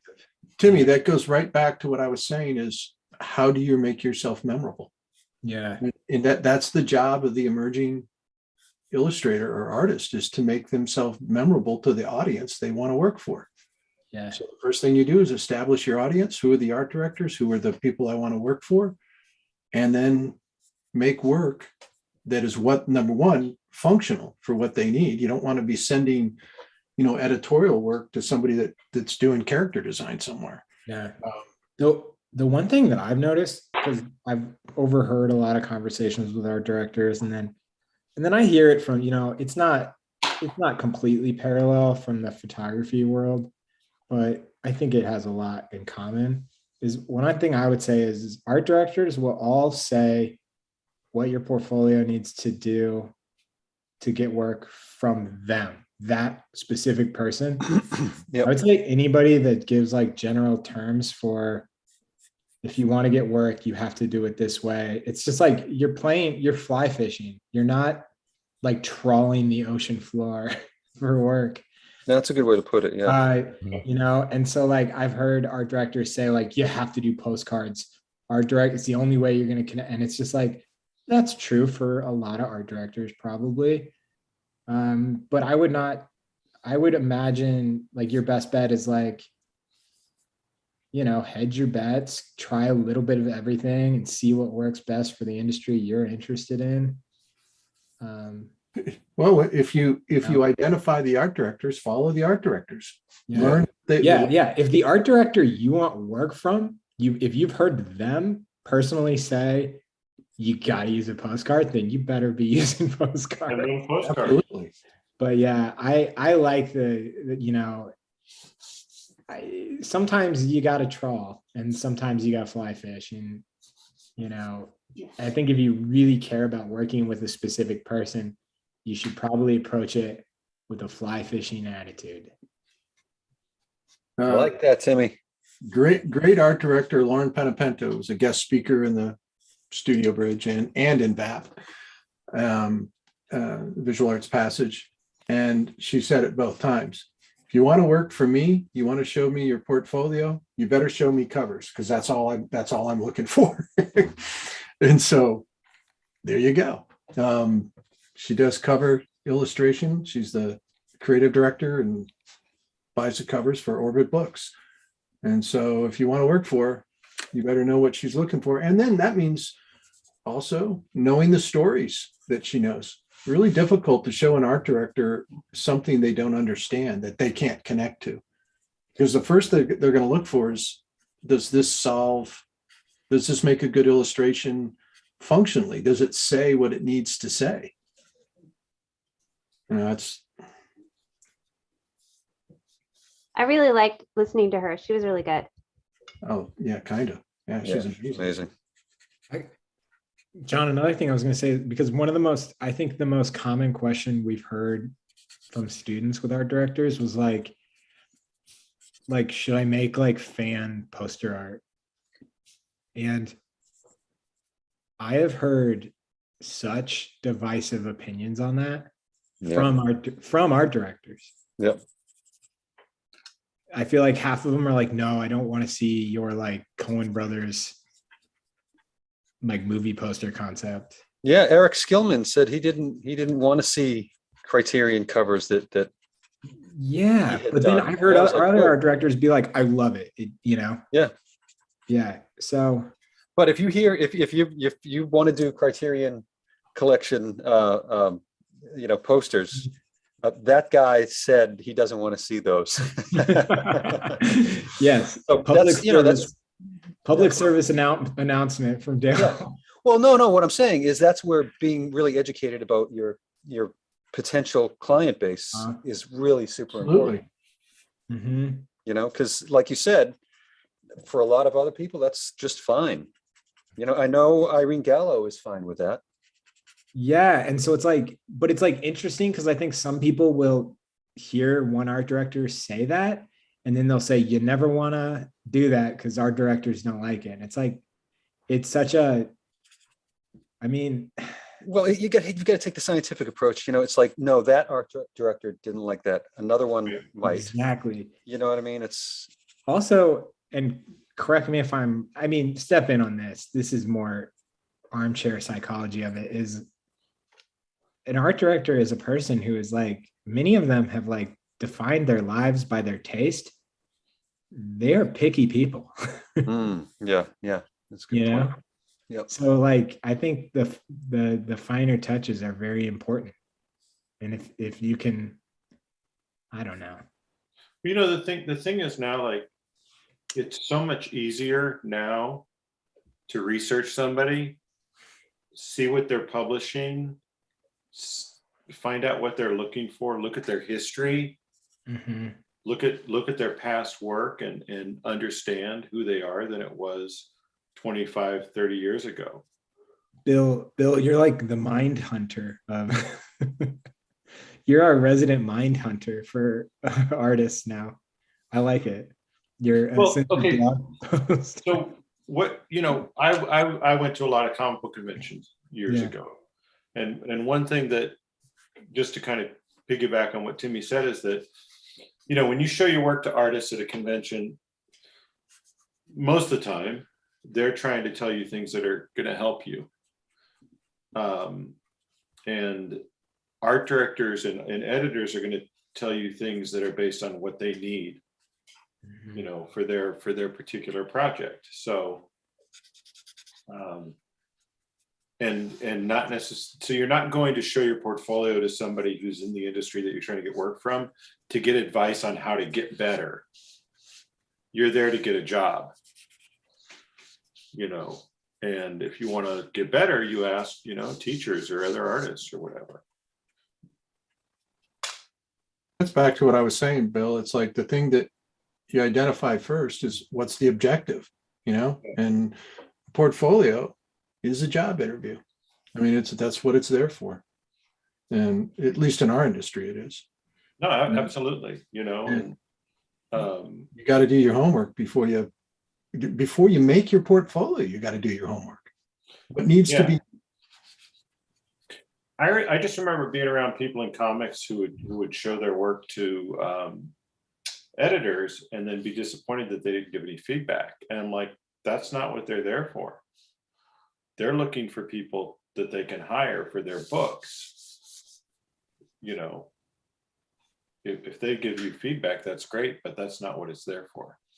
Well, I think that's it. Like, I think it's a common theme that we always sort of end up, at least when I'm here talking about, is just being aware of the industry. Like, researching illustrators, researching art directors, researching who's doing what, what are the best examples of, the type of field that you want to go into.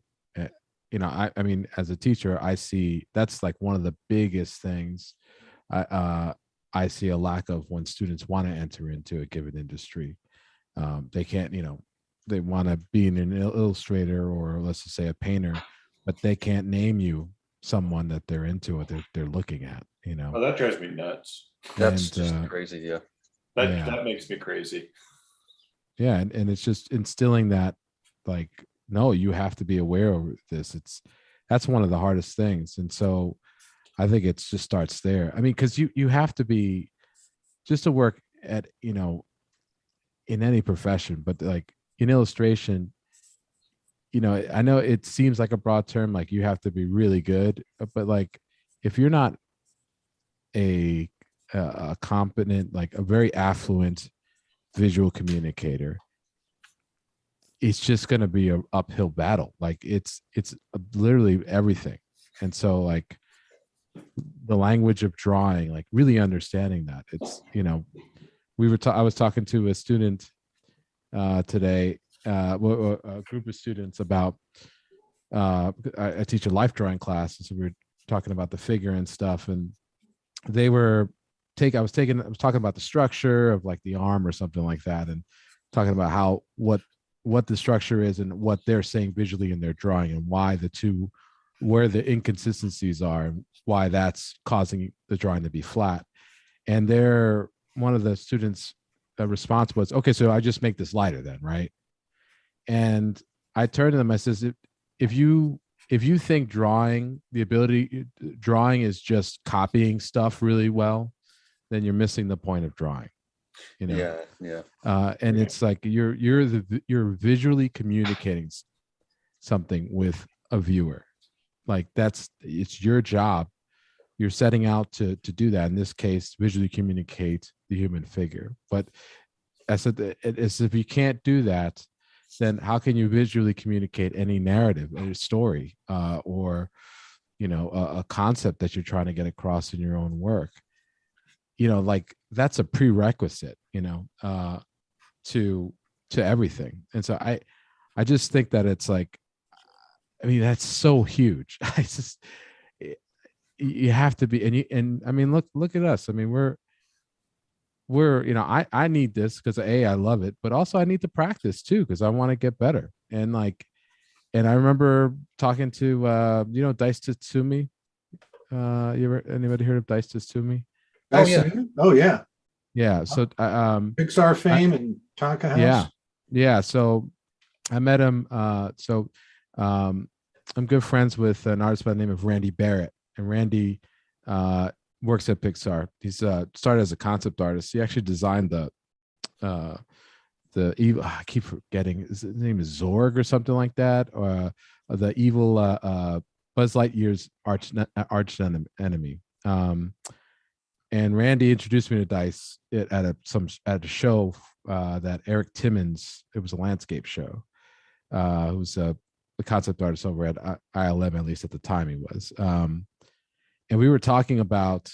He was talking about how he was one of the principal art directors on Up, because they had just wrapped up. They had wrapped up the movie, and he was talking about how to start off, they would every morning they would paint still lifes, and he would set up a still life and have these artists come in and paint still lifes before they would start in the morning to get their color sense up in terms of studying nature. I mean, these are some of the best artists in the world.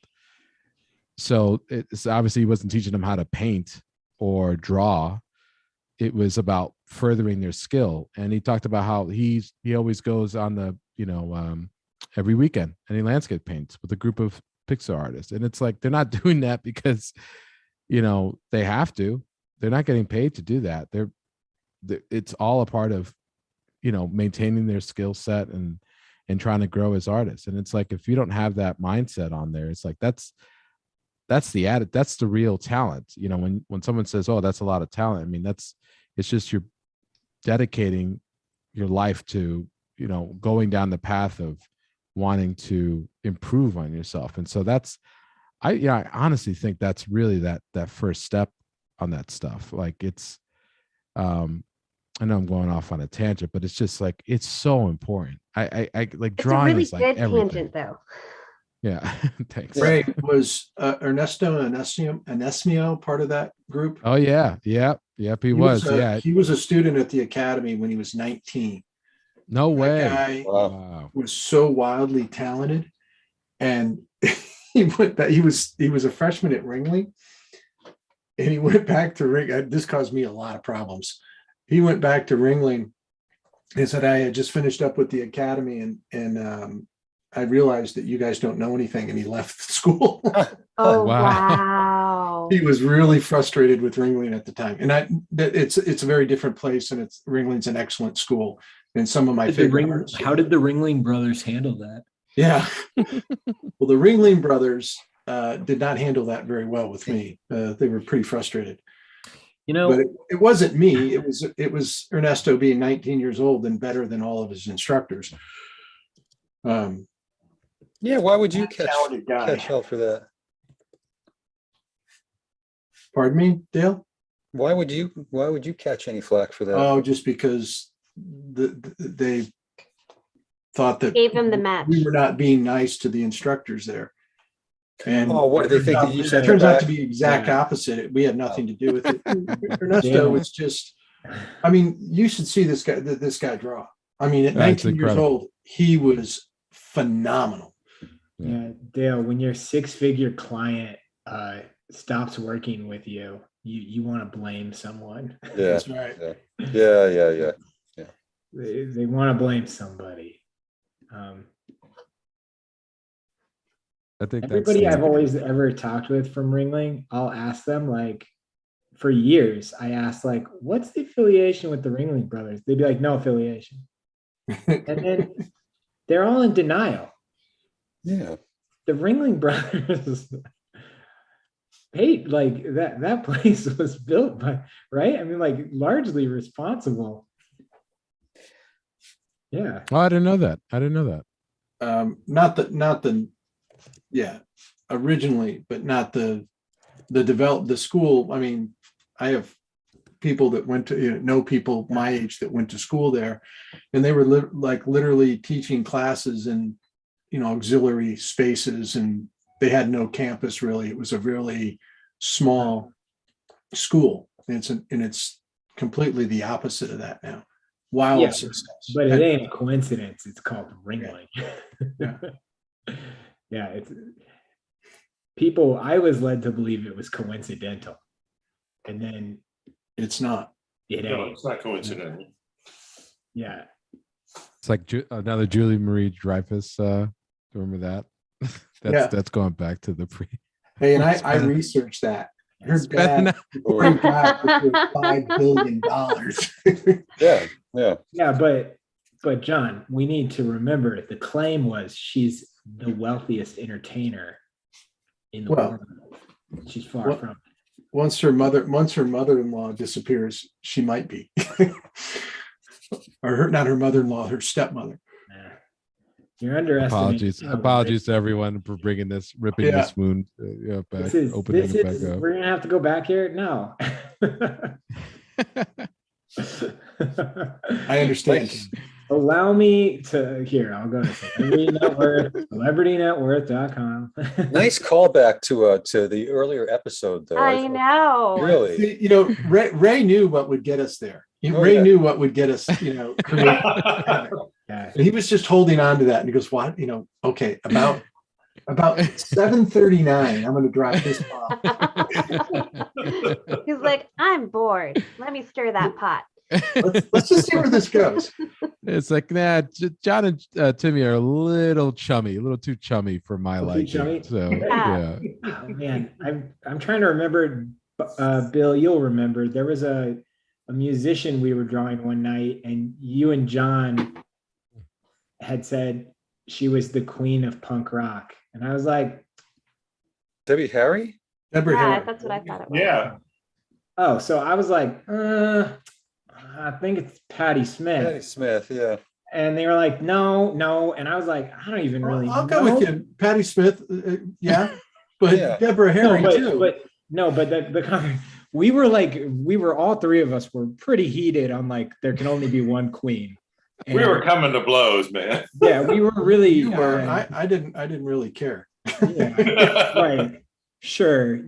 I feel like you're changing the tone. I No. stepped out of that argument purposely. John didn't care. He just wanted to win. Yeah. To me? And so about 5 Play the hours video. later, wait, so about 5 hours later, I was like, no, I gotta Google the Queen of Punk. More new wave. Yeah. Yeah, she's more of a new wave thing than. Yeah. Oh yeah. No, I mean, Hush, guys, get to with be it. very clear, Patti Smith is the Queen of Punk. And Ringling was founded by the Ringling Brothers, and Julia Louis-Dreyfus is very rich, but not the richest. I agree. I love that, like, you've been holding It's on to coming, all of Tim. this, and It's you're like, I coming. have answers for it all. This Yeah. is like Timmy's just unloading here. Wow, this is Yeah. like No, he's not. He's not. He's just catching for those who haven't. Who just today's their first, stream with us. Yeah. They're just catching them up. So this is what they've kind of missed. like an indexing. Yeah.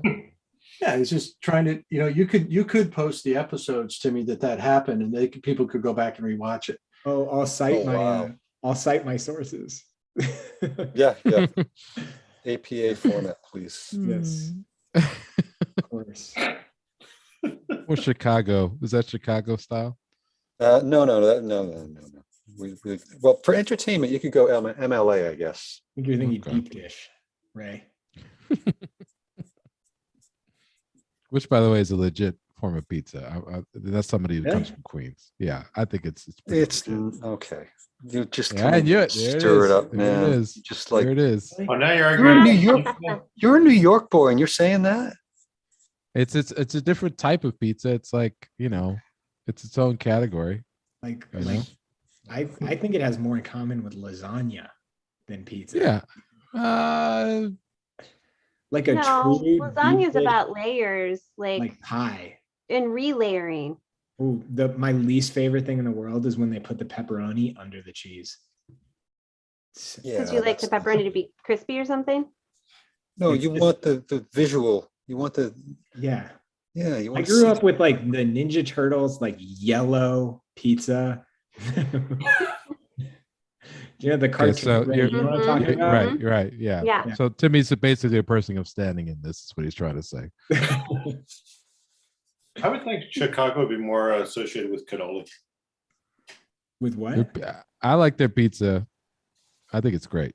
It's not it. You can't compare it to New York pizza because it's completely different. It is completely different. Yeah. Just like Neapolitan pizza, like that's completely different. Yeah. Oh my God. This is pre-pandemic, but I went to a Neapolitan, like very fancy Neapolitan pizza place in Kansas City with a buddy. And they were all about this is very traditional. This is we're having an Italian Neapolitan pizza, and they bring it out. We both ordered whole pizzas for ourselves, and they brought it out. And my buddy's like, excuse me, you guys, you forgot to cut my pizza. And they were like, actually, a Neapolitan tradition that you don't cut the pizza, you just can tear it off or eat it whole. And so I was like, excuse me, I would like to return my pizza. You guys cut it. They cut my pizza. It was unbelievable. Yeah. So weird. Dale, just remind. Let's make sure we remind each other to never take Timmy out for pizza. No. We have to remind each other to definitely take Timmy out for pizza. And then just special requests before we get there. The hairy guy.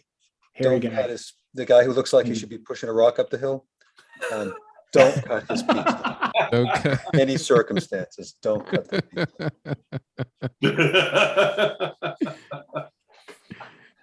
Excuse me.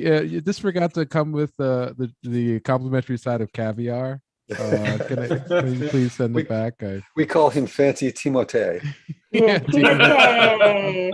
TK. Timote. That's too funny. I love it. I love it, man. You do you, Timmy. Don't ever let anyone else tell you that.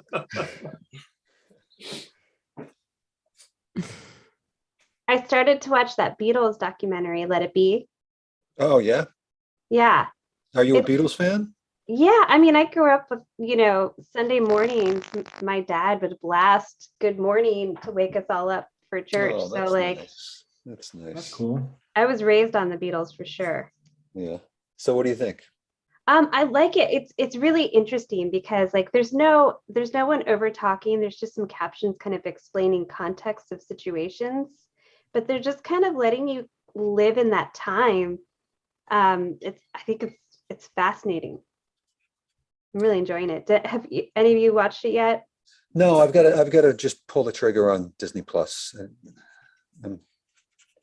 Yeah, I'm gonna do that too. I've heard it's better than Dune. Whoa.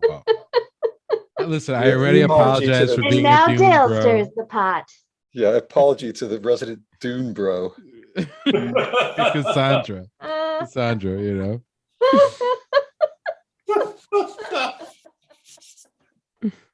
Oh God, Holy- I didn't do We're at anything. 7:45, so let's give it another 3 minutes. 3 more minutes. Man, you guys are all killing it. These look great. Bill, I'm loving your Willem Dafoe. Oh, thanks. So I did 2 of them. I'm not sure how I feel on the color one. So, Oh wow, Cassandra, that is awesome. Oh, thanks. Everyone's Ray, who are you drawing? Ray, that looks cool. That's so hurtful. Are you using any of the reference that we have tonight here, Ray? I think I did that before. I think I used like a previous week's reference by accident. Yeah, did Tyler Jacobson give you homework or something? Is Yeah. It's like Willem Dafoe's character, right? Am I Yeah. correct on that? Yeah, okay, John's got it. I'm just getting some Van Gogh vibes from him. Yeah, total Van Gogh on that. yeah. So I decided to do a Van Gogh color scheme. David that's LaFleur, actually that's really because cool. it is. Oh, really? That's what I thought. I thought it was from a still from Van Gogh. John. It says Clem Hotley on the file. Hey, Yeah, I was gonna that's say, what it like- said online when I pulled that. I can see that it was probably from Van Gogh, but Are you so definitely don't tag Guillermo del Toro for this one? Yeah. Oh, dude, when Van Gogh showed up in Nightmare Alley, epic. That's when things got crazy. Blew my Yeah. mind. Yeah. He's everywhere. Did not see it coming. Guillermo del Toro is going to be very confused. Should I draw Kirk Douglas? Do you think that would be? Yeah, just We should have a Van Van Gogh. yeah. Van Gogh. John, these themes are very they're just suggestions. okay, you guys bring your own reference next week. I didn't say anything, Hey, John. John, I gotta go ahead and say it. I got a feeling you wouldn't let everybody do that. Well, this is great. It's a great image. It is. I'm having fun drawing it. Oh, it's beautiful. Yeah. Guillermo del Toro is going to be a little confused. I think he'll love it. Please don't tag him in this one. Will he appreciate it though? No. This is a lesson in knowing your art director, right? Yeah. If he likes yes, good yes. art, why have it limited to his own film? You know what, Cassandra, that's a really good point. I might just tag him every time I post something from now on. Please Yeah, Cassandra, I mean, that is a good point, but also I do think that there's a reason to argue for like coherence. When you say, hey, drawing images from Nightmare Alley, Guillermo del Toro's like, not my movie. Thanks for tagging me. No, no, I think it's just good to tag Guillermo del Toro on everything. Yep. So instead of hashtag illustration isolation, we'll just tag Guillermo del Toro. Hey, watch it there, live brush.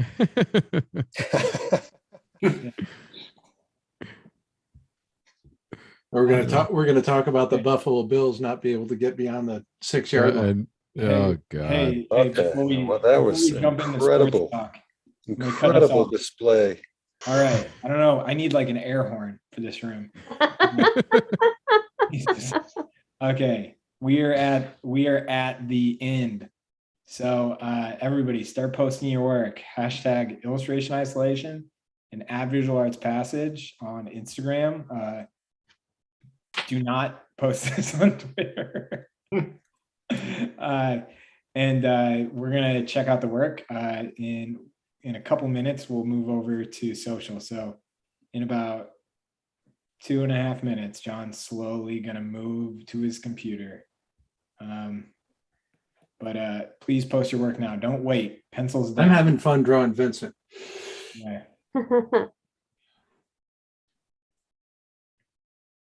Sorry about that. Hey, you had a lot of reviews today, so it is quite believable. You know what? It's an image of Willem Dafoe. That's fine. Yeah. And he, you know what? We've tagged him on it. He loves contemporary. Yeah, art. tag Willem Dafoe. Yeah.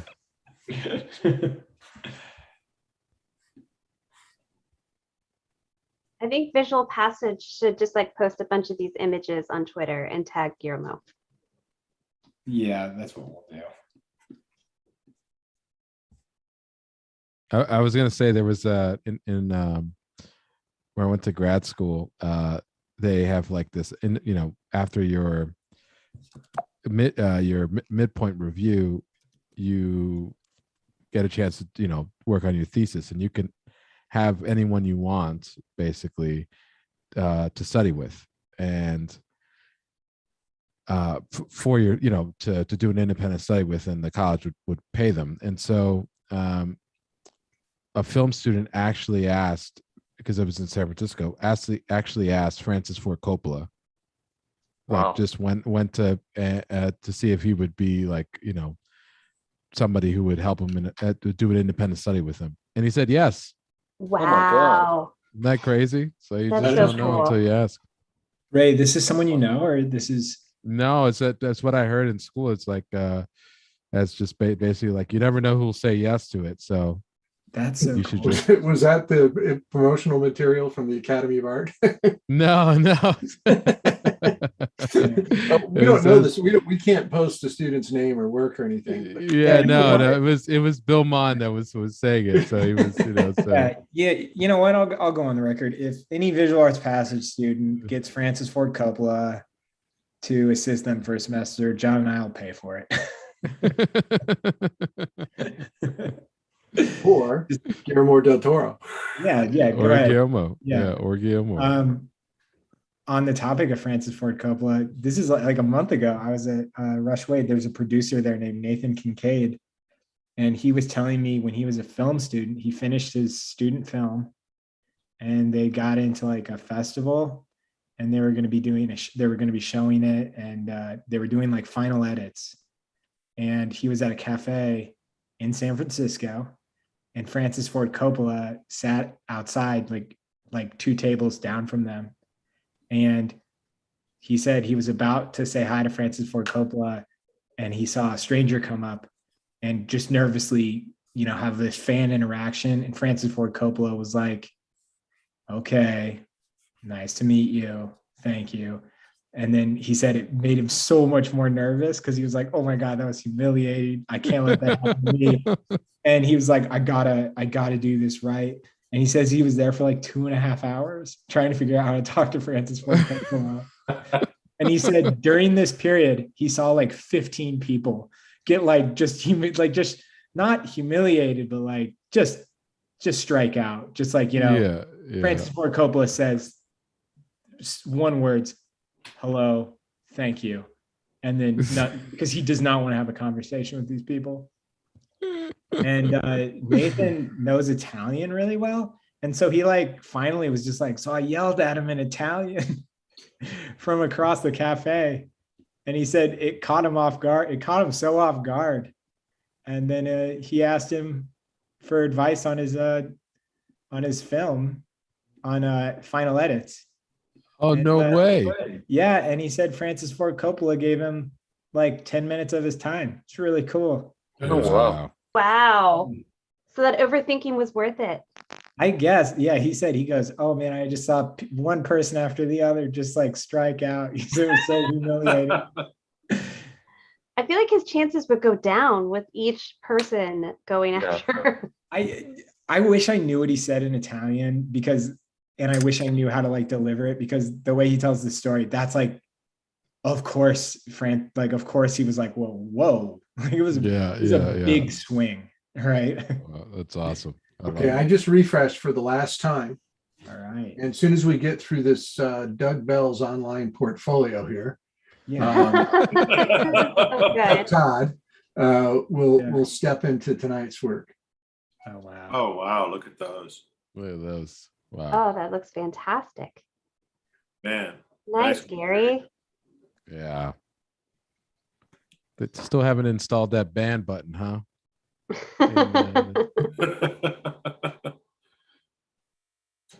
Very nice. Fun stuff. That one's beautiful on the right. Yeah, that I Yeah. I would have guessed that was Chuck's. Nice check. Yeah.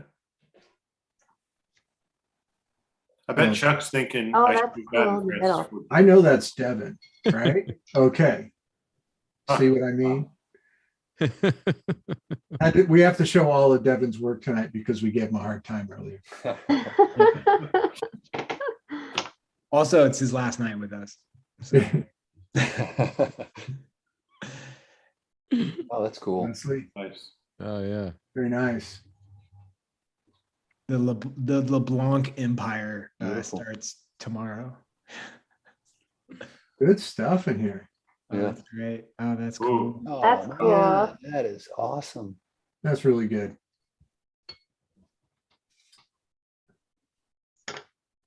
Very nice, Sienna. Nice, Wow. Sienna. Nice. Wow. Oh man, this Joker That- keeps coming back. Nice, Julian. Nice Wow. work, man. Man, he's been killing it. All four. Anybody that shows all four, I'm going there. You know? Oh, that's cool, Oh, Jeff. that's a great idea. Oh. Oh, that's a nice one of, well, the. That's- I'll let that's more- gotta Yeah, be that's gonna be Randy. Randy. Yeah. Yeah. Wow, really Randy, that's nice. awesome.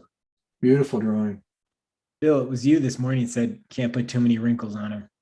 No, there you go. Yep, Yeah, it's that's a really cool. great one. I love the one Awesome. on the right of that too. Oh, yeah. Yeah. Wow. Ooh. Dang. Really nice. That's a three-peat for Julian. Yeah. Look at that. Oh, cool. Oh, that's cool. Nice. New artist with us. Nice. Or I think it's a new artist. Oh, that's nice. Nice. Nice. I don't know where to go here. Very nice.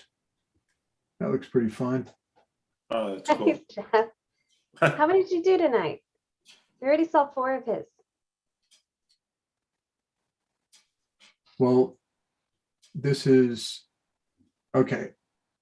Jeff Brain. Yeah. And I get his name. I've been calling him Brian like most of the time we've been doing this. My apologies. Very nice drawing. Like, his name? I want to say like 4 months ago, he was like, I love that John still calls me Brian. Well, I had a portfolio review with him last week and he let me know. So, You're like, Brian, so great to see you. Don, you can call me Brian anytime you want. It's, you know, AJ, that looks really cool. AJ, that's I awesome, really man. love that. Jeff's doing some very nice work, by the way. Oh, Mhm. look at that in the middle there. Look at that. Oh, Wow. cool. Oh, That's wow. That's really nice. Yeah. There she is. Wow. Oh, Oh, cool, Felicity. That's great. Felicity's now learning about the terminating chat, the Terminator. Yeah. Terminator. Look at that. These are Very cool. fun. Yeah. Great. These are all good.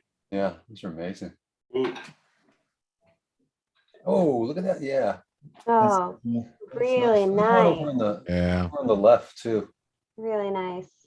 Yeah. Oh, that's Oh, cool. wow. Killer.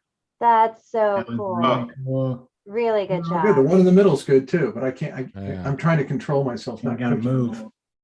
Okay, here we go. Randy. That is Brandon, awesome. Awesome. Fantastic again. really nice.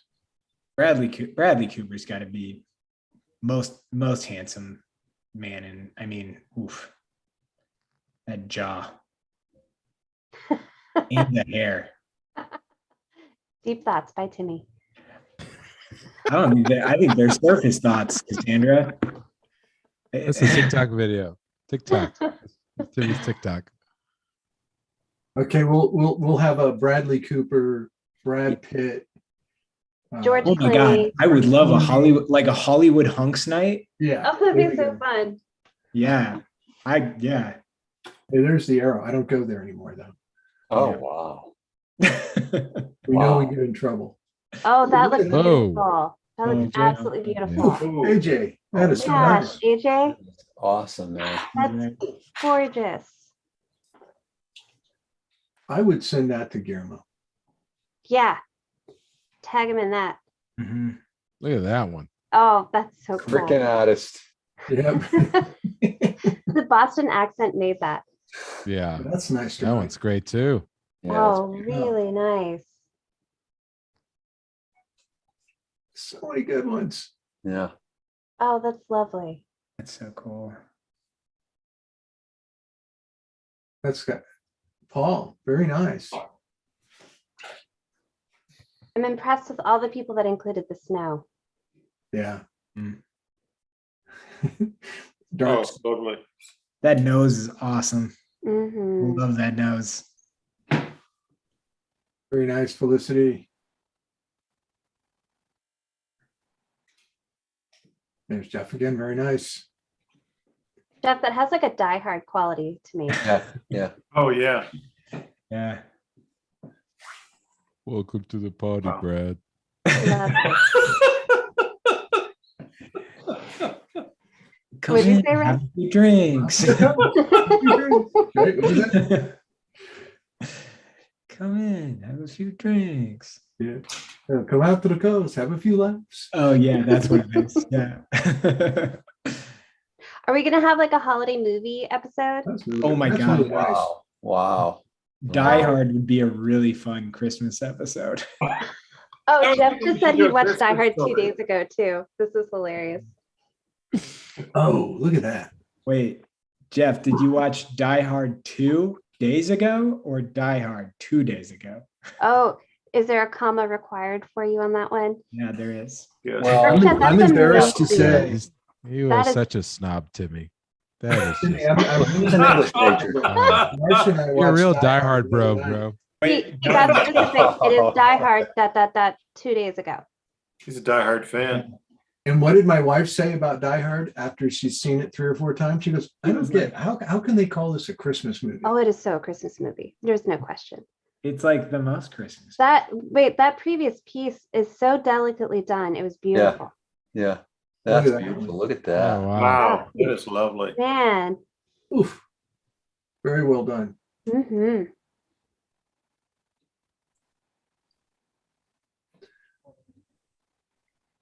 Very nice. Hey, you're Jeff, you're 3 for He said he did 7 pieces tonight.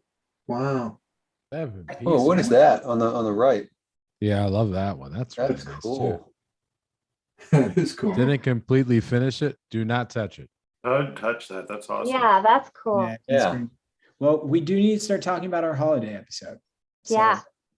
we're gonna have to start thinking, start voting. Not going to be Die Hard.